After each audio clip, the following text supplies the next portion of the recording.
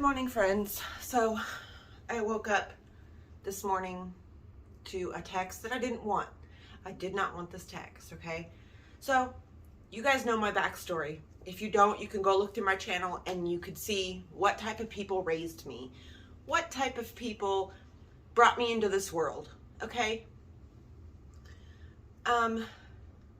So let me tell you a story right now. My stomach is in knots. I know deep down in my soul that everything will be okay and things will play out exactly as they're supposed to for everybody's growth involved, okay? Because I don't wish harm on anybody. My sole concern is my child, my son, Aiden Alexander Hammonds, okay? He is almost 15 years old, all right? And last year, his dad, Joe Jackson, called the law on him and got him locked up in McLaughlin Youth Center. Now, the state of Alaska has been known to sell kids. You know, because when you put a child into treatment, the longer you can keep a child in the state's custody, the longer you get paid for that child. And the whole system is broken, okay? So the whole system is focused on fixing a child that is not broken, helping a child, not helping a child. You're not helping anybody. And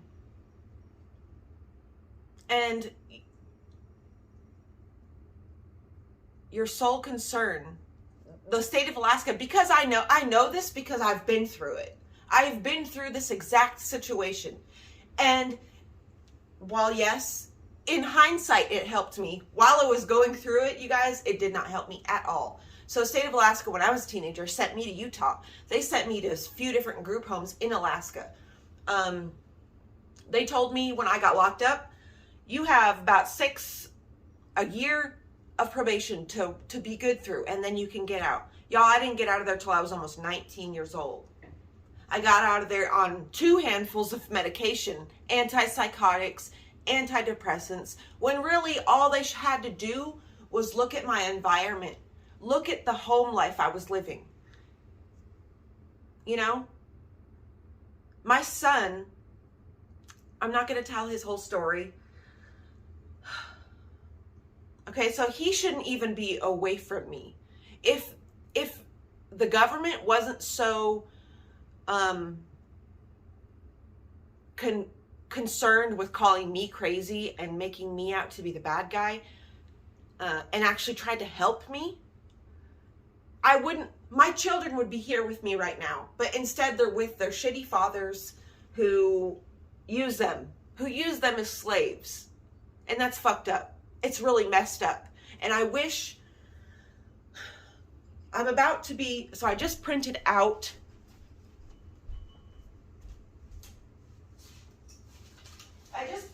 this 18-page document to file for custody, petition to file for custody for the state of Alaska,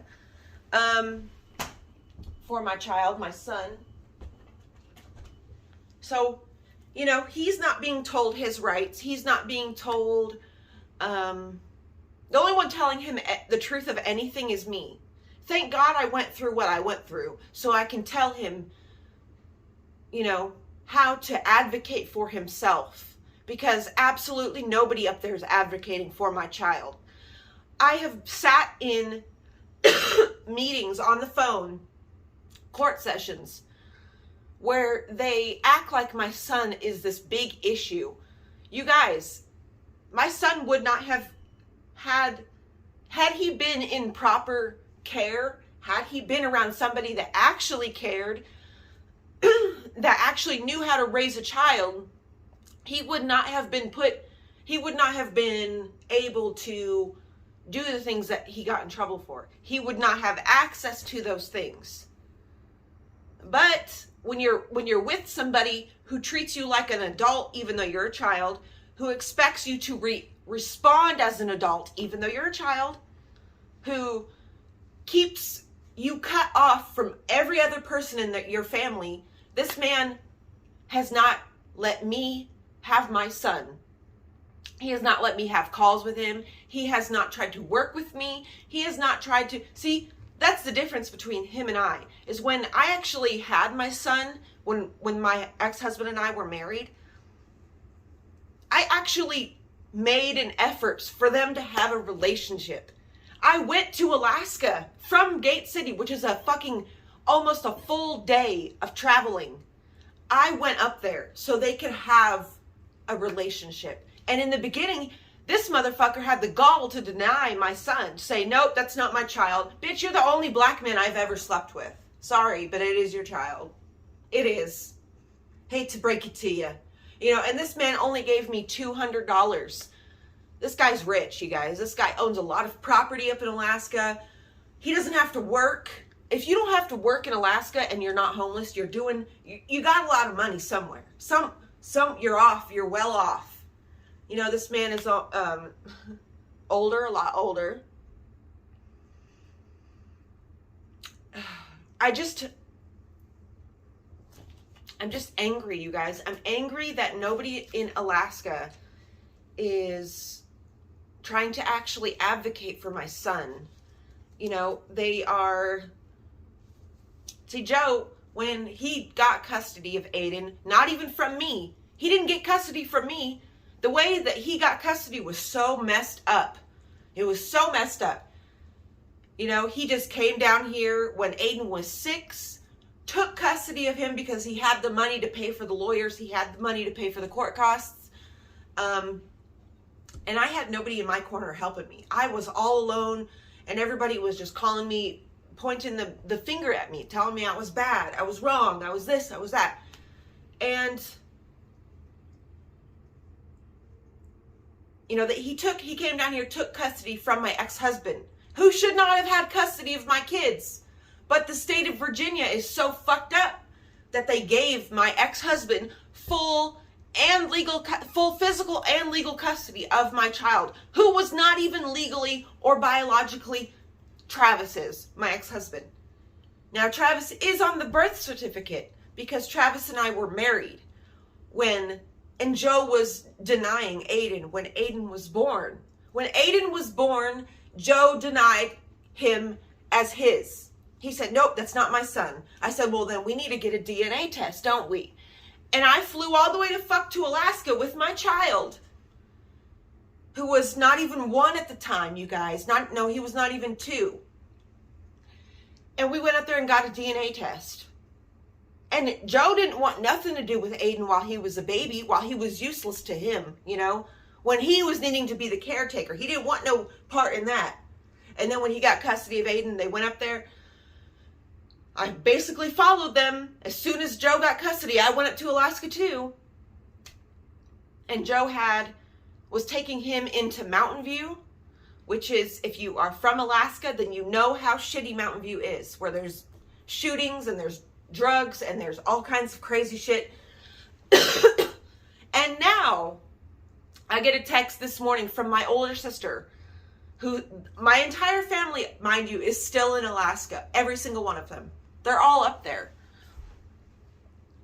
I get a text from her saying, Joe's trying to get mom's number because Aiden's refusing to go with him. I said, please don't give Joe my mother's number, our mother's number, because one of the biggest conditions of me letting go and him going up there was, do not bring my son around my mother. Do not bring my son around her. She fucked up enough people. She has fucked up enough people with her carelessness and her apathy and her drug use. And I don't want to subject myself and my children to that. I'll be damned. I'll be fucking damned if my children are exposed to her. She has fucked up enough people. And it's just crazy. It's crazy to me And see, Joe's doing this because he knows he can pay off my mom. My mom will do anything for a little bit of cash. It's fucked up. My mom won't protect me. She'll sell me out if it helps her with $50 a month or something. You know, my mom does not care about me. And it's really sickening that she'll sit here and use my pictures, and she will follow me on TikTok, and she'll do all these things, but she won't ever pick up the phone, and she won't ever call me. Even when I didn't have her blocked, she never called me. She never texted me. She was always high. She was always out of her fucking mind, high on Xanax. Oh my gosh, you guys. This woman taught me how to steal when I was a child. That's how she taught me how to survive. She didn't teach me work ethic. She didn't teach me the ways of society. No, she said, you can have what you want if you just go take it. Imagine the fucking hell I had to go through to undo all of that. And I'll be damned if I let my son be put through the same situation. You know, I blame myself for a lot of this, because when all this was going down, I was so lost and so out there, you know. I was just trying to get through the day, and I hate myself I don't hate myself, because I did the best I could with what I had. But unfortunately, I had nobody in my corner, and I had everybody against me. And even now, when I talk to my sons, you know, Joe won't talk to me anymore. And I've told Aiden, I said, Aiden, you're now at the age where when we go to court for your custody, you can tell the judge who you want to live with. You do not have to stay there. Nobody is advocating for that child except for me. Everybody is just advocating for themselves. They are only doing things and making decisions based on how it will benefit them, not what's best for the child. Because if you really cared about Aiden, you would absolutely not want him around my mother, Hella David. Hella David. Hella David is my mother. You would not want children around this woman.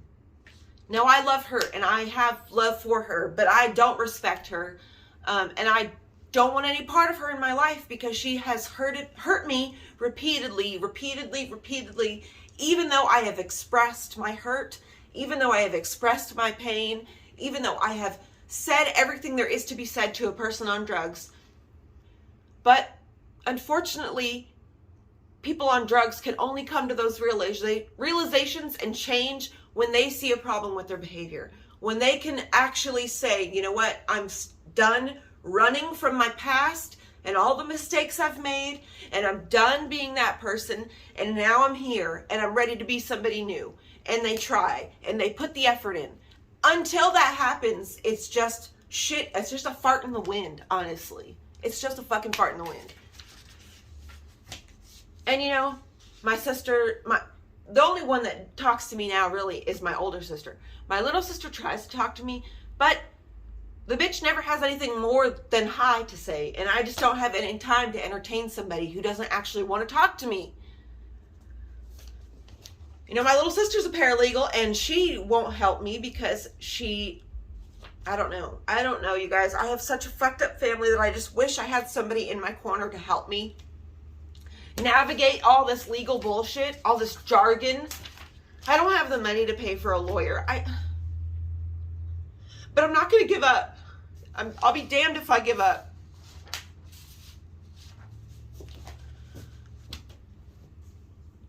Because I know my son is a great person, and he deserves to be with me and his sister. You know, yeah, she don't come here that often, but you know, I don't know, you guys. I don't know.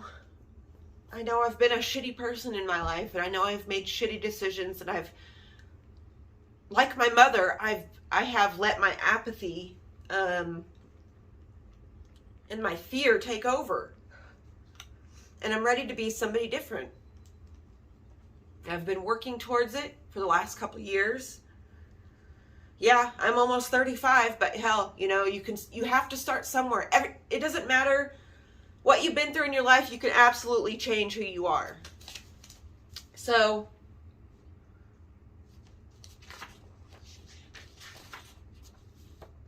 if your kids are in foster care, if your kids are in any kind of legal trouble, do not leave them. Advocate for them. Be there for them. Tell them what they're allowed to do. You know, if they're being treated like adults and they're being expected to act like adults, talk to them like adults. Tell them the real truth. Tell them, you know, everything. Because then they have more of a steady way to advocate for themselves instead of being lost and scared like I was. I didn't know I could advocate for myself when I was a teenager. I thought I had to listen to everybody. I thought I had to do all these things or I don't get away from this. Sorry, my camera cut off, but yeah. I didn't know I could advocate for myself. I really didn't even know what was going on with me and how to process this, you know. And I had nobody telling me the truth of situations. I just had people shoving medication down my throat. And unfortunately, here in America, our legal system, our government, our judicial system does not work for actual justice. It works for people who have the money. If you've got the money, you're going to win your court case. And a lot of people will think that this is false. They will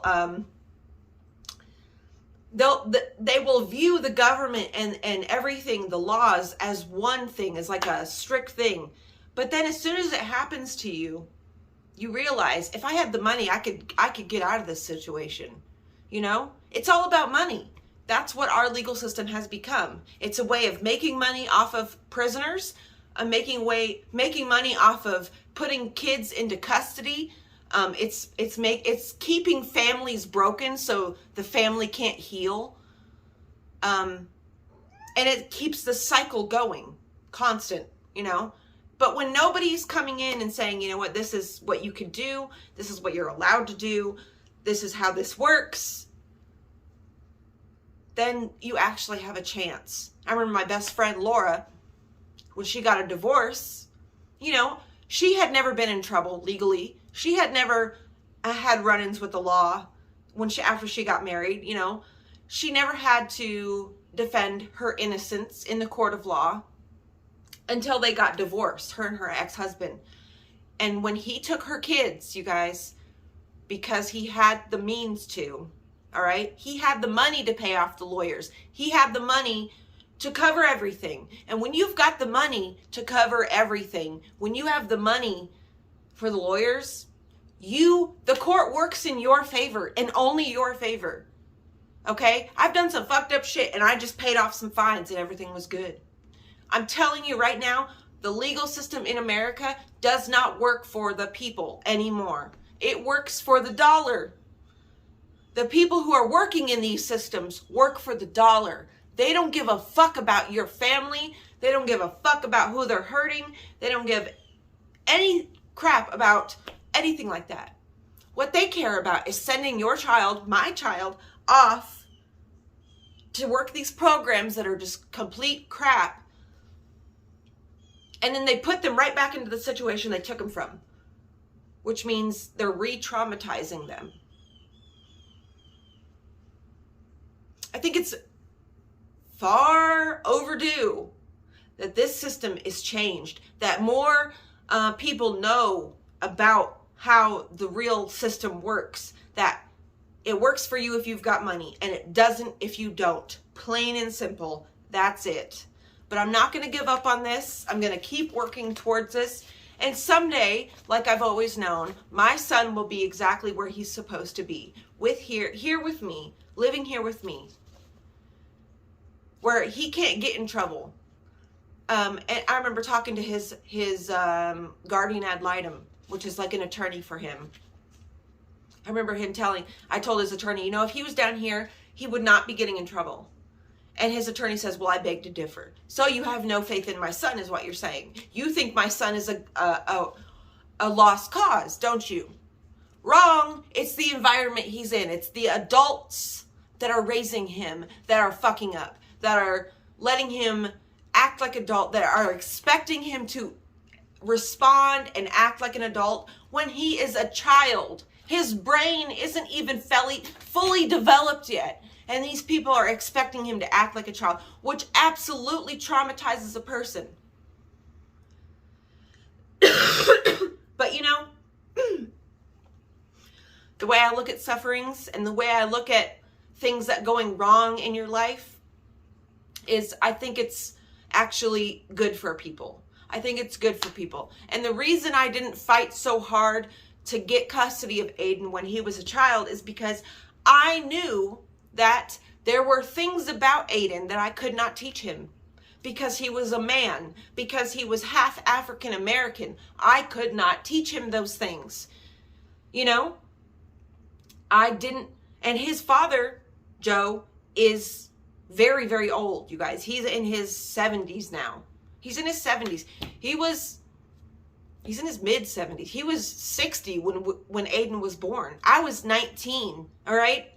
What does that tell you? What does that tell you? I was being taken advantage of. I was being preyed upon because of the situation I was in. He was our landlord at the time, you guys. And I was trying to survive. So I went to his house to clean and get paid. Things happened. I took too many shots. I drank too much with him. And I was taken advantage of.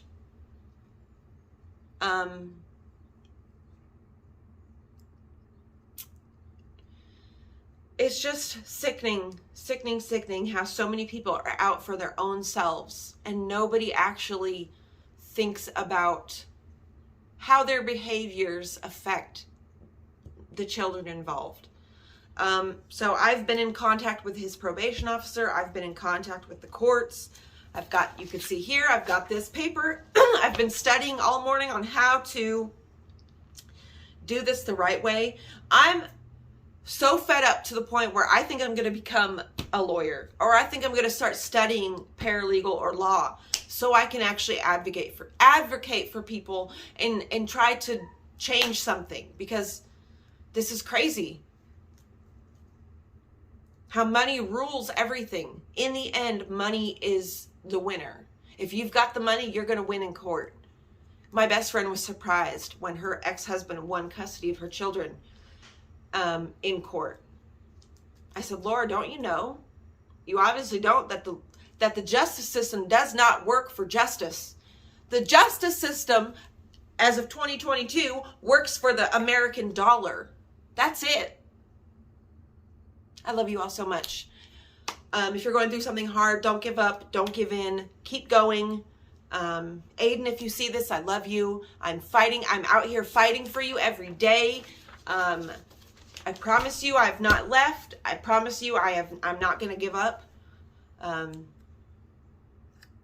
if you're my mother watching this, I love you, Mom, I do. But you know that you don't have any capacity to care for children.